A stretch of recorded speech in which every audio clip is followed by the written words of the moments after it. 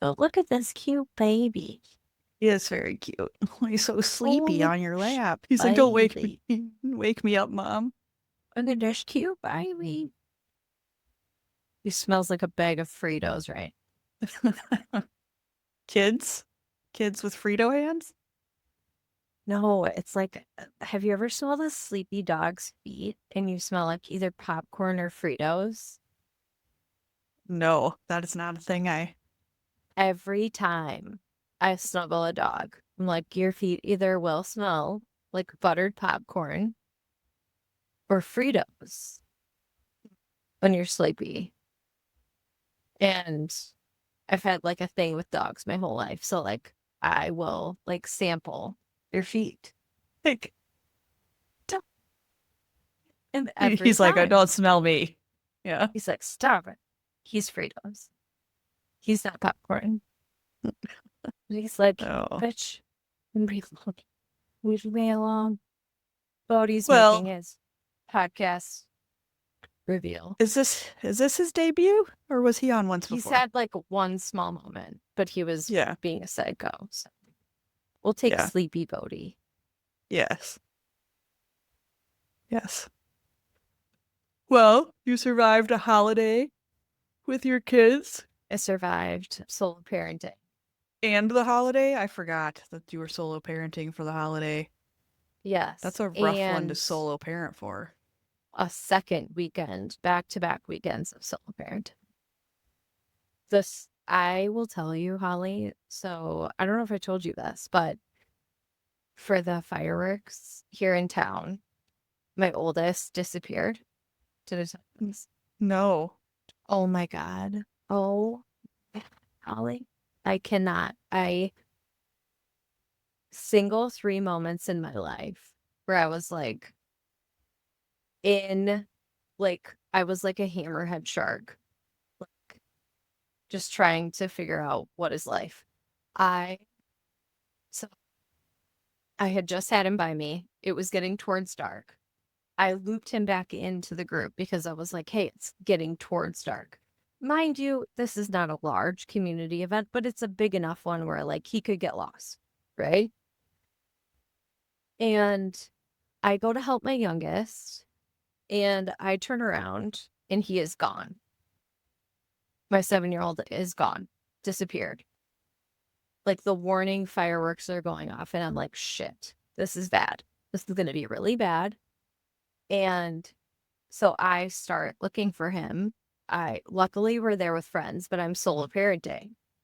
So I leave my youngest with the friends, and I'm like, I need to go find Keegan. And they're like, oh my God, where is he? I'm like, great question. I'm freaking out. I'm freaking out. And so there's like 5 other people that we're with that start looking with me. It takes about 15 minutes for us to find him. And I am just yelling, ruining everyone's time because the fireworks are going off. At this point, it's dark. But all I am picturing in my head while I'm looking for him, first of all, I'm horribly embarrassed that I'm like, I can't have this together enough to like know where he is or have a plan. But second, I'm like, oh my God, I'm not going to be able to find him. All of these people are going to start standing up and gathering their things, and he's going to be disoriented because it's dark. You can't flip the lights on and be like, where's my mom? It's dark outside. And so like, I find a daycare teacher by happenstance, and I'm like, hey, have you seen Keegan? They're like, no. And I'm like, okay, have you seen this other kid? Because he runs with him at daycare. Yes, I have seen that kid. Do you know where his family is? I was banking on like, he ran into this kid and like saw him and just walked off, whatever. And they're like, yes. So they walk me over and I just like yell his name into the abyss and he like pops up out of the crowd. And I'm like, you here now. Fear of God in this child. And I grab him and I'm like, I don't know how to tell you how scared you just made me. And he's like oblivious. And it's like that moment. Every kid has that story where it's like, I lost my mom at the grocery store. I lost my mom at the mall or whatever. This is his. This happened. And I was so like relieved, scared, angry, all at the same time. And we get back to the spot. My youngest is freaking out because he's like, where is he? Did we lose him? Whatever. Like, we got him. We got him. We got him. We got him. And my friend who we're with is like, are you okay? And she hugs me and I immediately start crying. And I'm like, no, I'm not okay. And we get through the fireworks. I fall into the car. I am crying while I give him the lecture of a lifetime. And I'm just like, I need you to understand that I'm so like relieved that you're okay. But I'm so like, I need you to know that this emotion is coming from a place of like, I can't imagine if I lost you. I cannot like exist in that world. And he started crying and it was a whole thing. It's like really hard because like as you're telling that story, I'm thinking about like, my lost kid story. And I was probably maybe a little older than him, but it was daytime. It wasn't nighttime. But we had gone to, so I grew up until about the age of 11, 12 in Western North Carolina. And so land of Civil War reenactments, right? Like this Yes. was right.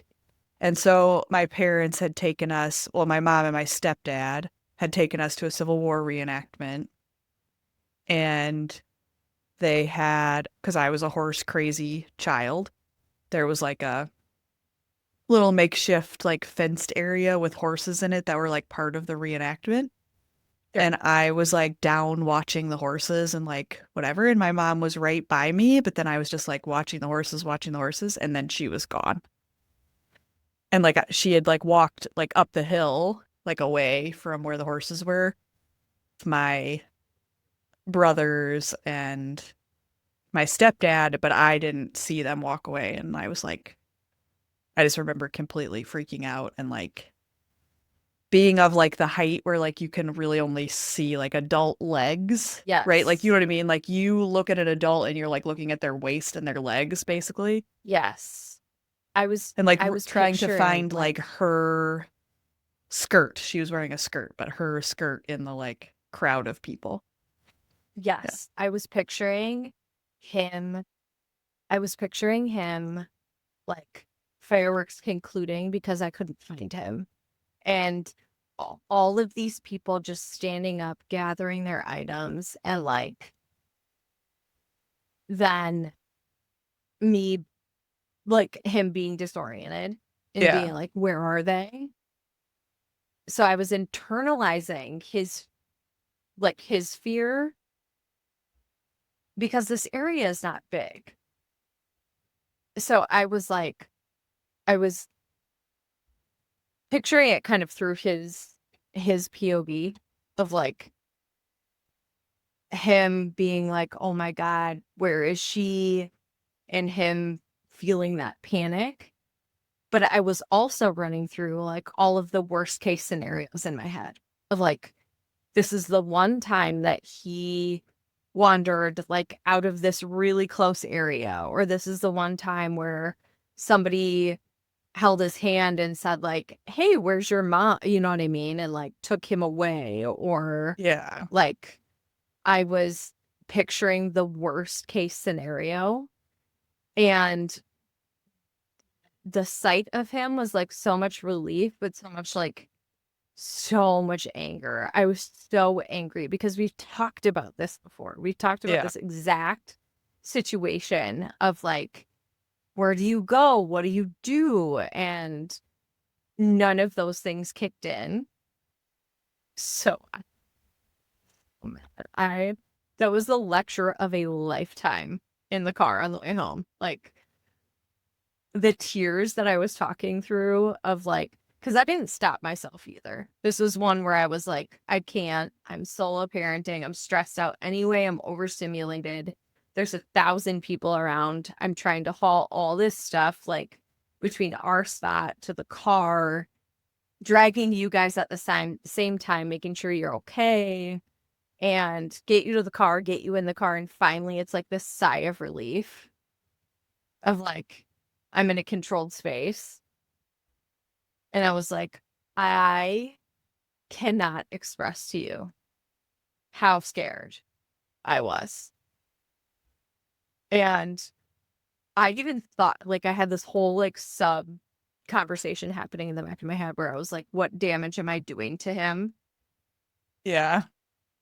We'll talk about it in therapy someday. Oh, literally, literally. I had this whole other like back tape playing at the same time, but I was like, I can't help myself.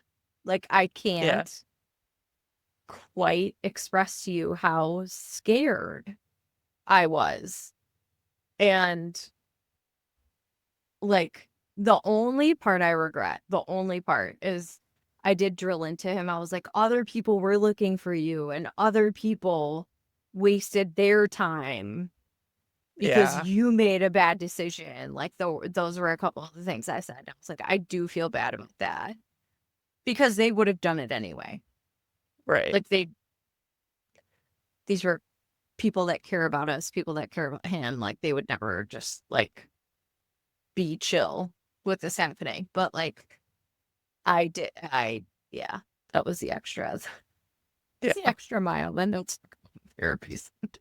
The other thing this story makes me think of, and then we'll have to get to our topic, because this podcast is about the Enneagram.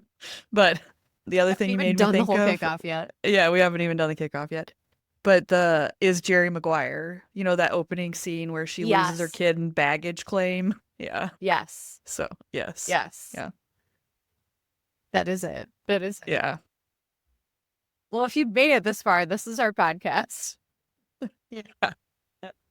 And sometimes it's like that. We talk a lot about life and tell stories from our lives and try to put it through the lens of the Enneagram.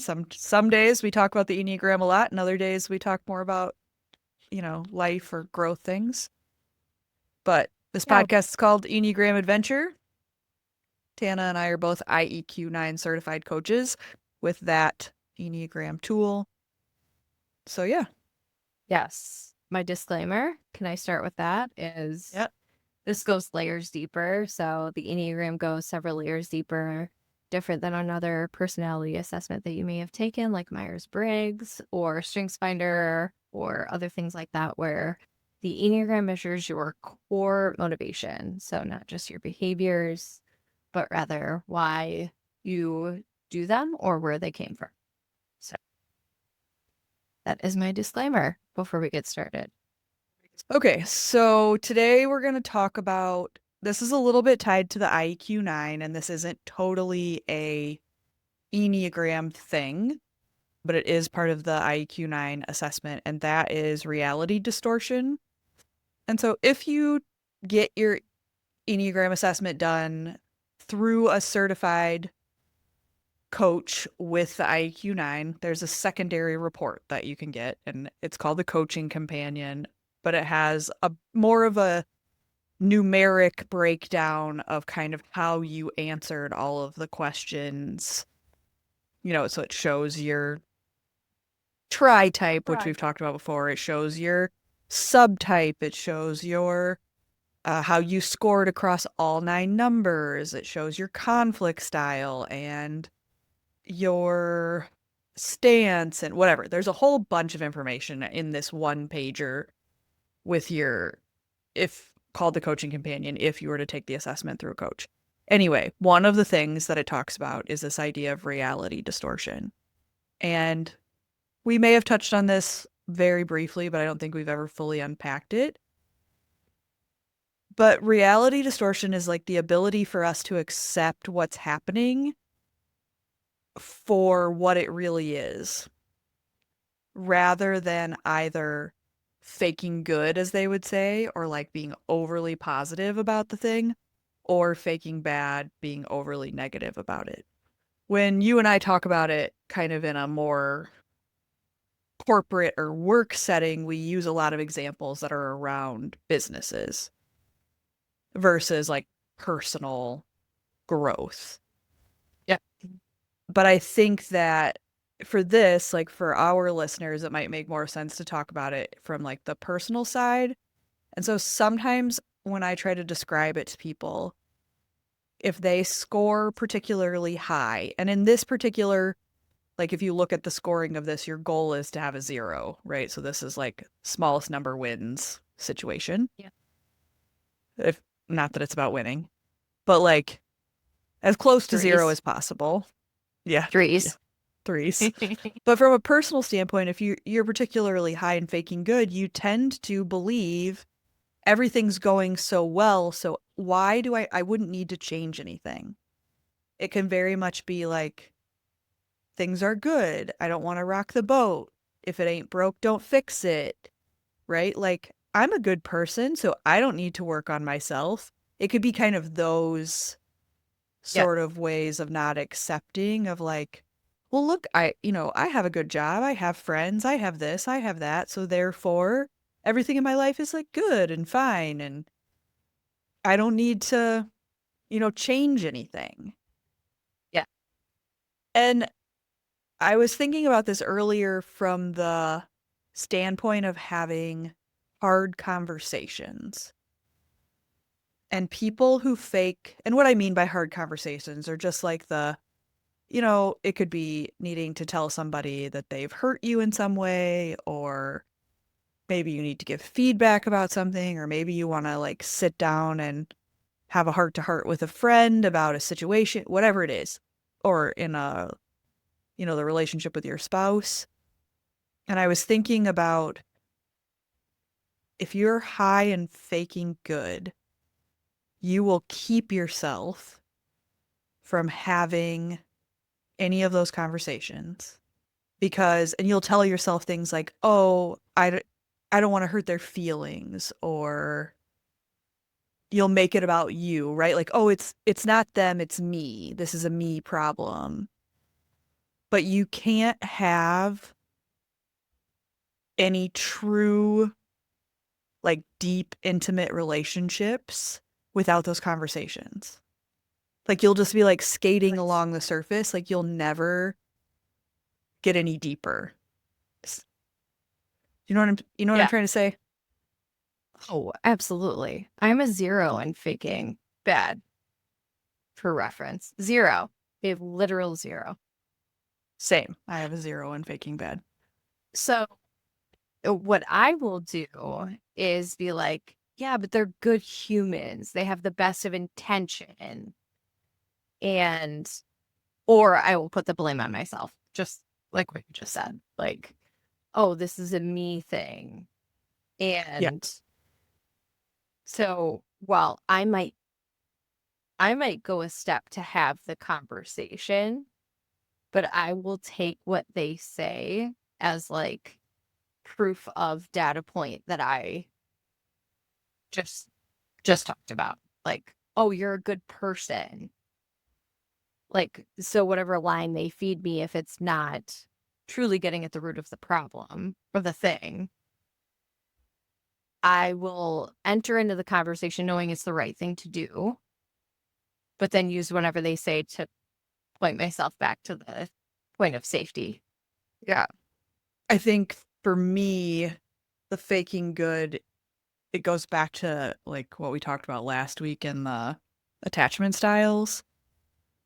For me, the faking good in the like the attachment style is like it's definitely the avoidant, right? Like I'll just internalize all of the blame. I'll just, you know, figure out how it's mine to fix.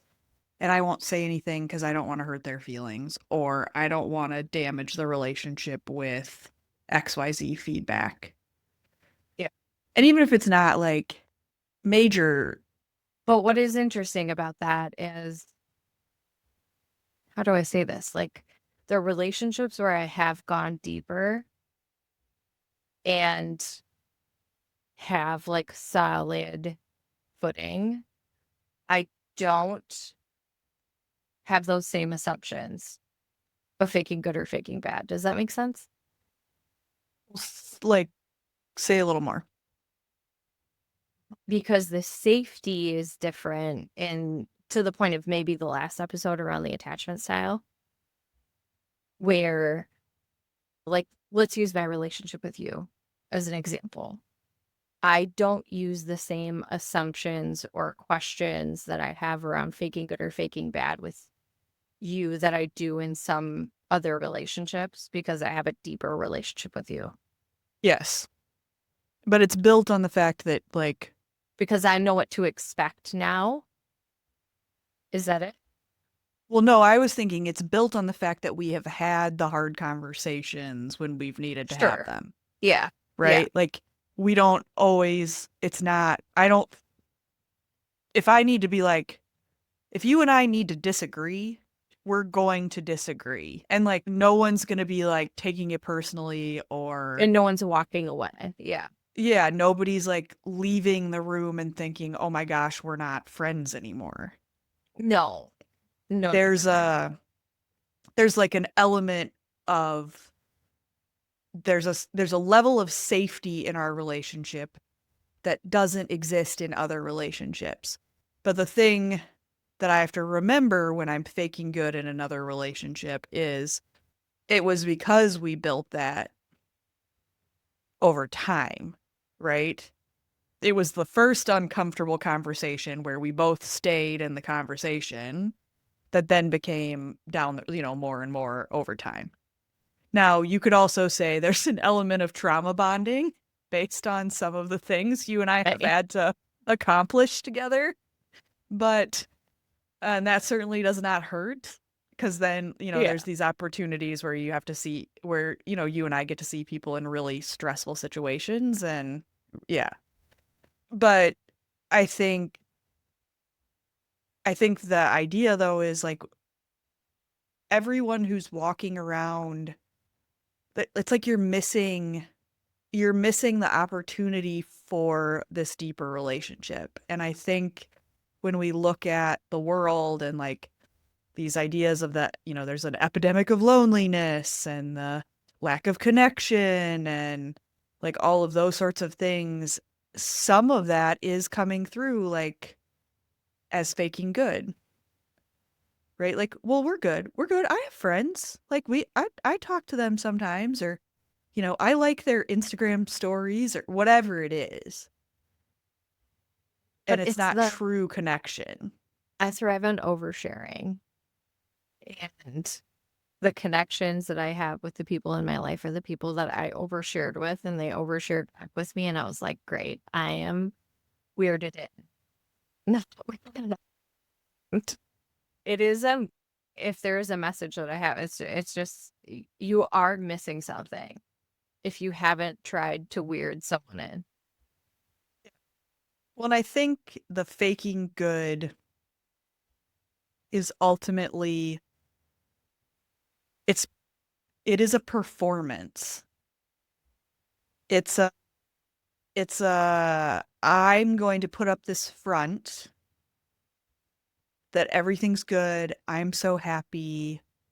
My life is so awesome. Yeah. And I don't necessarily want to let anybody see it a different way. It's the kind of, it's a little bit the person who's like, when they talk about people who are super depressed but nobody knew, right? And Yes.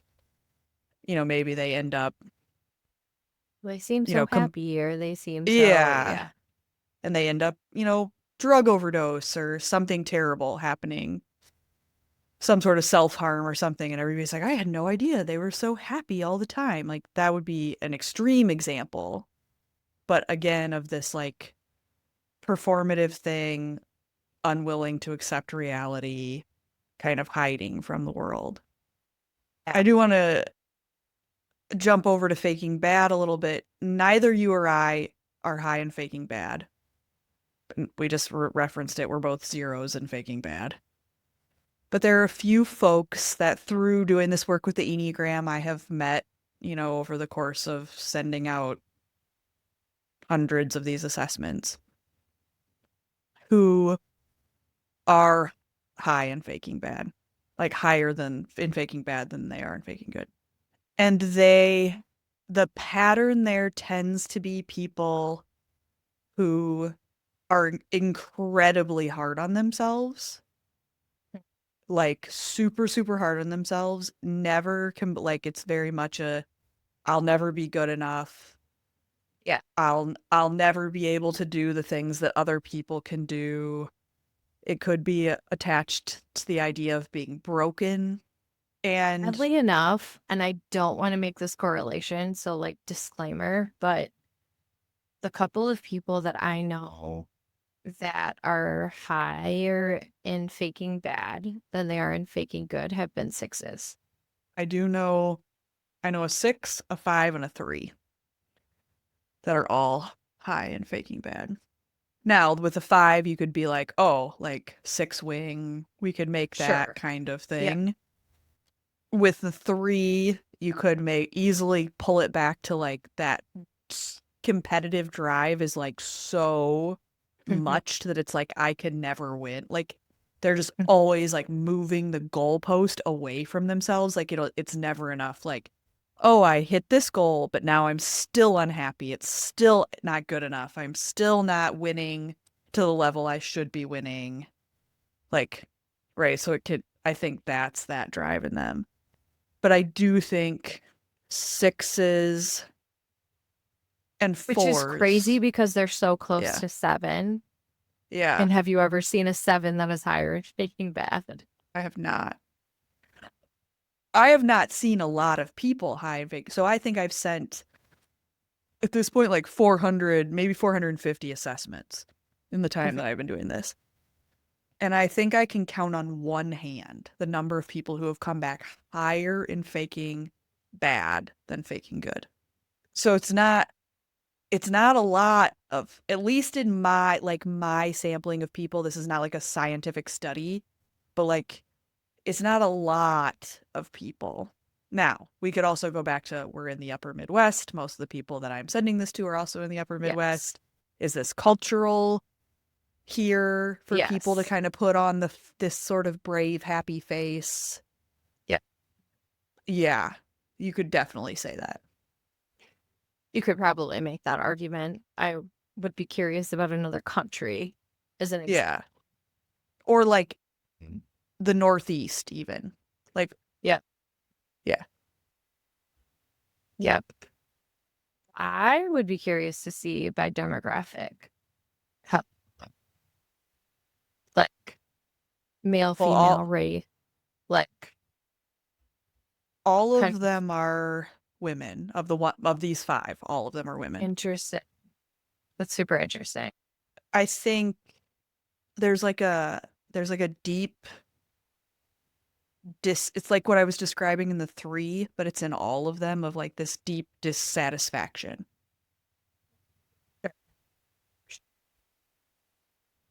I will say, like, this is a plug though for how important it is to like do an assessment and not a free test, because knowing this level of your profile is super, super helpful. Yeah. So I don't mean that for a plug by any means, but like knowing that about yourself is very, very interesting in parallel to your number and the other people that you're closest with. Yeah. And the idea, even like the faking good and the faking bad, like just to be clear, you can have a little bit of both. Like it is common to see somebody Yeah. be higher in faking good, and then maybe their faking bad is, I make it up. Let's say their faking good is 80 and the faking bad is 20. So most of the Right. time they're faking good, but then sometimes they fake bad. Like that can happen when you look at the numbers. It's not true for you and I necessarily, which is super curious given both of our upbringings. But one of the things I will say about these scores is that this is like a key point of development. And this, to your point, is like why it would be important to know and understand, Yes. because you can change this. This is like not something that you have to live your whole life, Totally. right? Like once you have the awareness of like, oh, I have this pattern, then you can really look at it differently. And that is the reality distortion piece of it is actually probably the very deepest work, because it's the ability to accept yourself. It's the ability to accept your life. It's the ability to accept the people around you. And ultimately, when you can come back to this place, you can actually, like, over time, get to this place of non-judgment of yourself, non-judgment of others. And then, everybody in this, self-help industry will talk about things like finding peace and, like, loving yourself and all of this. And like that kind of ability to like be present in reality Yes. is what brings that. Yeah. 100%. 100%. Yeah. I wonder if, because it's been a bit since I've taken the assessment, if my faking bad would be any higher today than it was back then. Do you think yours would be? No, I don't think my faking bad would be higher. I think my faking good would go down.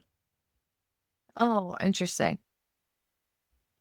Because like over time, the goal is to get both of them to 0. Neutral. Yeah. Yeah, it's just neutral. And I do know that while it was before I took the assessment, there have been times in my life where I would tell you that the faking bad probably was higher. Right. Sure. Not higher than faking good, but like higher in my profile. Like had I taken this in my like mid-20s probably,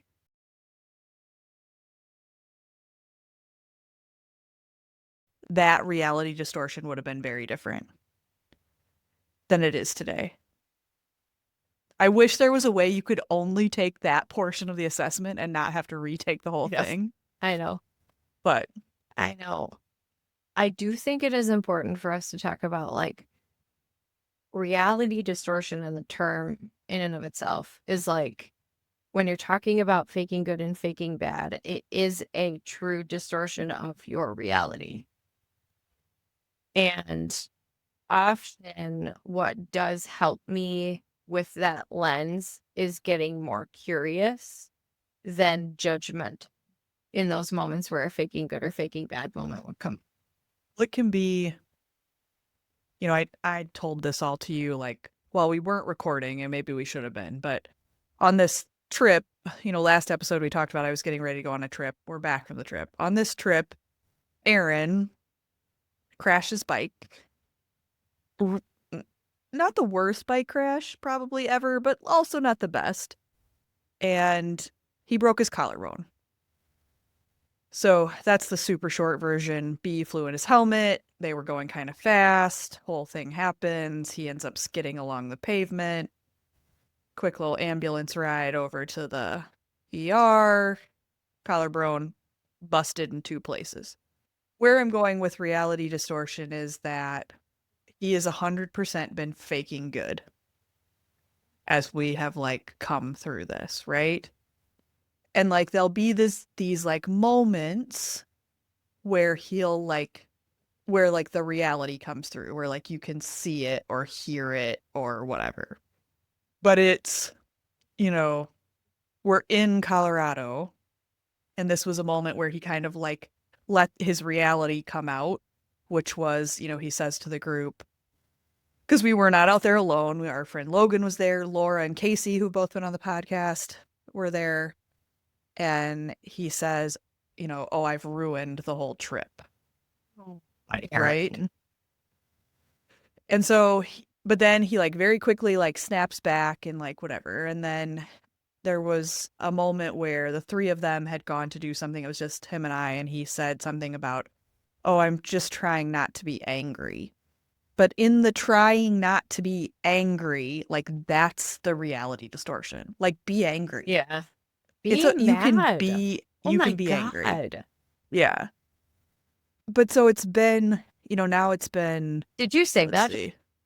Yeah, I told him. I was like, you can be angry. Like be angry. It's fine. You're allowed to be angry. because for some of our listeners, I don't know that we've talked about this, but he was training for Ironman Lake Placid, which the day the crash happened, Lake Placid was 2 weeks out. So he was in his last big, long weekend of work. Of long workouts. Yeah. And So, he was like doing all of the hard things. We have yes. another friend that was telling me like he ran with him one weekend and he was running like downtown where there's a bunch of hills. He would look at a hill and go, that looks painful. Let's go do it. And was like Yeah. crushing. Yes. He was intentionally like doing all the hard workouts. So of course it's like you're going to be angry. Like you've just done all of these really hard things, I can't. pushed Yeah. yourself, and then this thing happens. And it's such like a seemingly silly thing, right? Like just like a freak, wrong place, wrong time. It was not a reckless accident. It was a like literally a bee flew in his helmet and he kind of like got nervous about the bee and like right like series of like moments that just culminated in the bike crash. And I think that he spent then, kind of the rest of the trip trying to be like really lighthearted and like not upset. And he kept saying things like, well, this all happens for a reason. We don't know what the reason is yet. I'm trying to like learn from this. All of these are like the right things. But at that time, it was cover up for how Yeah. he was really feeling. And so that's like how faking good can show up in it's like not allowing yourself to feel the negative emotions. Mm-hmm. And because he's a 9, right? He doesn't want to inconvenience anyone. He doesn't want to, make anybody else feel some sort of way about it.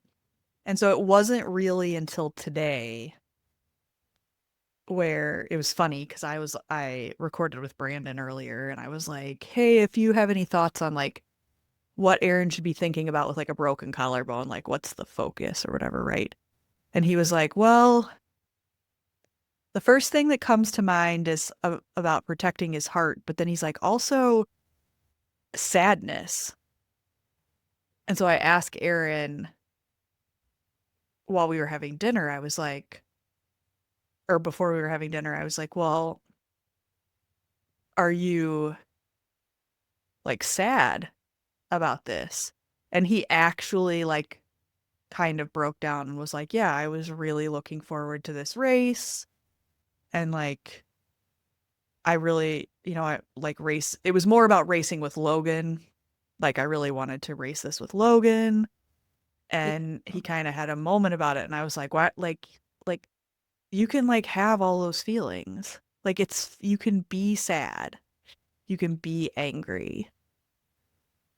Like, you need to like sit and process through all of that because ultimately, like, the faking good and the covering it all up and the isn't going to help you in the long run. That's such a bummer. Yeah. But just, I think it's a good example for this topic, right? Though, of like, Mm-hmm. I'm gonna, I don't want, he didn't want to inconvenience me or our friends with his feelings. So Yeah. he faked good. Yep. Yep. So hard. So in the losing my kid situation, how this translates is that That might have been a little faking bad, maybe. I was so like amped up about other people having lost their like time that like there was no opportunity for forgiveness in my head. So it was faking bad. All faking bad. Because I texted the friend that was with us that night and I was like, I am horrified. I feel like I was a bad parent. I should have had better eyes on him. I am so sorry. Like, please tell your family thank you so much for looking for him with me. I am so sorry. And she was like, stop it. Like, they love him. They love you. They would have, like, what else were they going to do? And I was like, "God, I know, but I just like, Well, and also, like, this all ended really well, of course. yes, yes. But imagine that it had not, right? They all would have been kicking themselves Yes, because that is a very, had like right, like had they what if something terrible had happened and they hadn't gotten up to help look? yes, Yeah. yes, yeah. Yeah. It's, I find myself, it is way easier to fake bad, like in relation to my children, than it is to like many other relationships that I have. But it's interesting, like, was them wasting their time this is maybe like too deep for however far we are into this podcast, but go with me. With me on this journey. If how would your parents have talked about a situation like that in front of you when you were a kid? If it Like were would they me, not that if you ran away, but if there was like a similar situation? oh, is that like it should have been that kid or that person should have known better. Yeah, that's how they would have talked about it. Yeah. Yes. Like, So that's like the judgment that they placed on someone else is what you are replaying in your head. oh, absolutely. Yeah. So that's Absolutely. like so A every like hundred all percent. you're like carrying their judgment forward and then feeling like everyone Yes. around you is And I'm judging you. casting that blame onto my child, by the way. Like, as fucked up as that is, I'm like, you did this. Like, you know the rule. You know better, which makes me want to crawl in a hole. But, Well, I mean, like, it's more of like I just think about that a lot because I was listening to something where they were talking about like the way you think people talk about you yeah, is based on the way you heard your parents talk about other people. that makes sense. Yeah. For sure. So For like, sure. yeah. So all of your like worrying about other people, like wasting other people's time is probably because somewhere along the line your parents spun up a story about that, like either where Yes. they were talking about someone else or where they were telling you directly. Like, don't waste people's time, don't this, don't that, Yes. don't be Yes. a bother. It's Yes. so interesting. I have a friend who was over at this was like a while ago, who was over at the house and her mom was visiting and her mom was here. And to her adult child, her mom said, "Don't wear out your welcome." And I was like, what? God. Oh my God. My thing is like, as the subliminal messaging was running through my head as I'm drilling this message into my child on the way home and I'm crying and whatever, I'm also thinking about like, because I flat out told him, I was like, the reason I'm so upset is because I can't imagine a life for me without you in it. And I like needed to be super raw and like direct about it because not that I wanted to impact him, but it was a moment of like, how can I reconcile this like message that's running in the back of my head to the message that's coming out of my mouth in a way of like, this is about me not having a life with you in it. And I can't imagine what that would do and like what that would be like and feel like. And I just hope, if there's anything that I hope, it's not that that message happens through fear, right? Like through those fearful moments, because in the community that we live in, a horrible situation happened this week in a different community where an 8-year-old kid was hit by a car. On a bike. Yeah. And ever since that has happened, I have looked at my kids differently because it can happen in a second. The fate that has to happen for something like that to occur and the level of, or the lack of the control you have in that situation is so scary. But I talked to my 7-year-old about that this week. It was like, hey, I need you to know that this happened. This is very serious. And Yeah. the core, though, for me is that fear of living a life without them. And like, that's so deep. But ew. Yeah. Like, Well, not you. I like that's like a whole other podcast topic for another day about like raising kids and how like yeah. yes. So it's like the element of faking bad in those Yeah. scenarios for me is so much higher because Yeah. I have, like, I can put myself in that moment and like feel the heaviness of it. Yeah. And I, to experience that for real, I can't imagine. I cannot No. imagine. No. Super, super tragic. It was yeah. It does though bring for me like as you're talking through that and like the learning things through fear. My stepdad 100% raised us in the faking bad kind of fear way. 100%. It was the very much the with the best of intentions, right? But all of it was that idea of like, don't do that, you'll get hurt. Don't do that, this bad thing will happen. Don't go over there, someone might steal you. Like that kind of a story. Or, yeah, so very much the all the way up until like, it's interesting because the it drove two different behaviors in my brother and I, right? Like I actually became fearful and like literally didn't drink until I was 21 because I was so scared of like what would happen and like Yeah. but then my brothers were like, whatever, Can't be that bad. can't be that bad. How much does a drinking underage drinking ticket cost? We'll figure it out. Eh. What's money? Yeah. My God.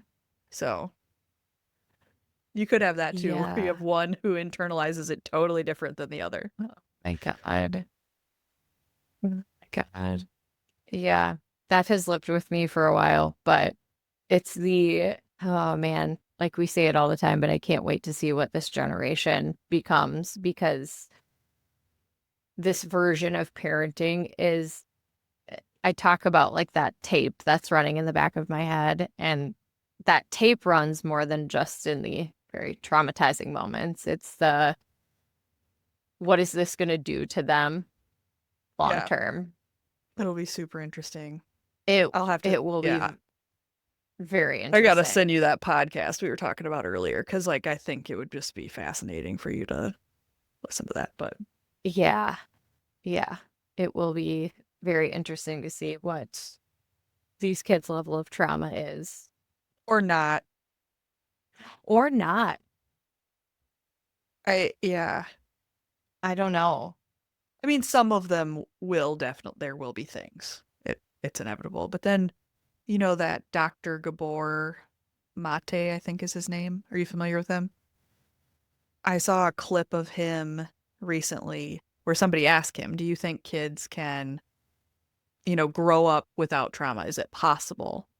And he was Yes. like, yeah, it is possible. Not common, but possible. So, I think it's interesting how they will process it differently because I think they will all have trauma. I think it's in how they will process that trauma because so much of the parenting advice that you see and hear is about just being open and receptive to communication and being a safe space while having a boundary. And that is very hard, but oddly enough, have you ever watched the movie Easy? It's been a long time, but yeah.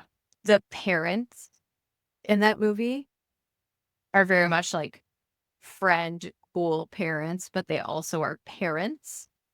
And I've always wanted to strive to be like that open, like, tell me anything. I will be your safe spot. I never want you to have to shoulder anything by yourself, but you will respect me like a parent. Yeah. And we will have a boundary that I refuse to have you cross. Right. You made me think of another parenting story, and I cannot freaking remember who it was. It's somebody today who's an actress or a singer, and I can't remember who it is, but she was telling this story about being a kid and going to a party and calling her mom to come and get her. Like, I need you to come pick me up. And that her mom came and picked her up, and they rode home silently in the car. And the next morning, her mom made breakfast like it was a normal day, never asked her any questions, nothing. And years later, they talk about it. And she was like, Mom, you never lectured me, you never asked me any questions about it. And you know, I know I was in a situation I shouldn't have been in, that you would have told, you would have rather I hadn't been in, and you never lectured me, nothing ever. And the mom was like, I wanted you to always know that I would be there for you no matter what. And like, it didn't matter to me. And like, just, and to your point of like Yes. creating that safe space of like, it truly was safe. Like, there was no punishment, there Yes. was no anything. Yes. It was like, you needed me, I came and I got you.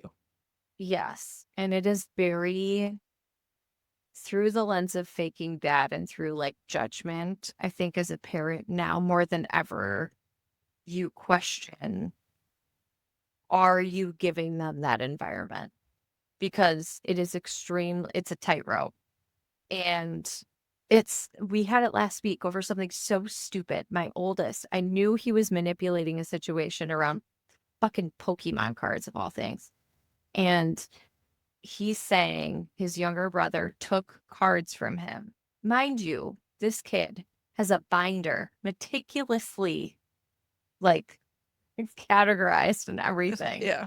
And I'm like, this didn't happen. Like, there's no shot this happened.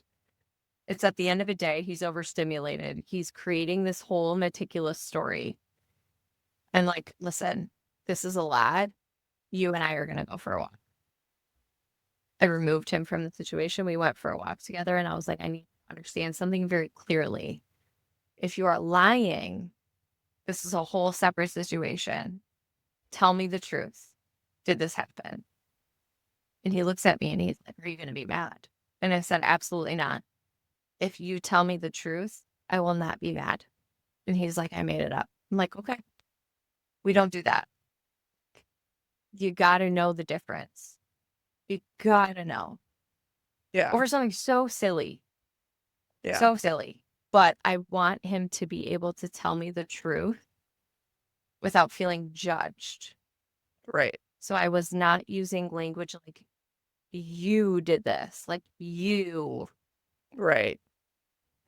But I was using language like, you and I, like together. I Right. need you to understand that in order for me to trust you, this is super important. You are not in trouble. I knew you were making it up. Just don't make it up. Just tell me how you're feeling about him having that thing, and we can work through that together. Yeah. I'm so sorry. I'm so sorry. Like, he's like very like kind of shame based. Mm-hmm. And like, you don't have to be sorry.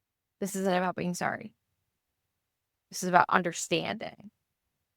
But, and I'm sure like if anybody's a parent, not a parent, whatever, but I did not grow up that way. I grew up like the very basic, like dare version of like dare being like the education of like you call your parents if like there's a bad situation, like don't do drugs, that kind of thing.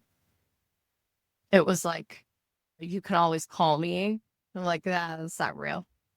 Yeah, It's I never felt like actually that was not real. real. Yeah, you could call me. No, I could not. Because the minute I called Oh, you, you're no, gonna no, no. like nail me to the wall. Yeah. No. Nail me to the wall. Yeah.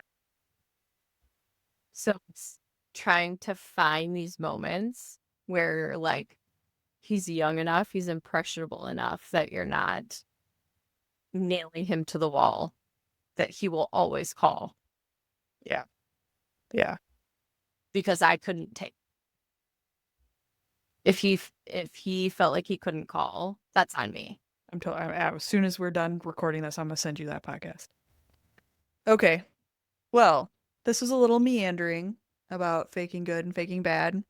Some life stories. Hopefully you got something out of it. Please, if you did get something out of this, please share it with a friend. Super helpful to us. If you got questions, we would love to hear from you. Like, comment, subscribe, follow all the socials. We're on all of them All that except Facebook. We're still not on Facebook. I don't plan to be on Facebook, but anyway, we have a stuff. Substack. You can find us there. Yeah. Did I miss anything? No, that's All right. Well, this was fun. I'll talk to you later, thanks, Tannah. Sally. Bye.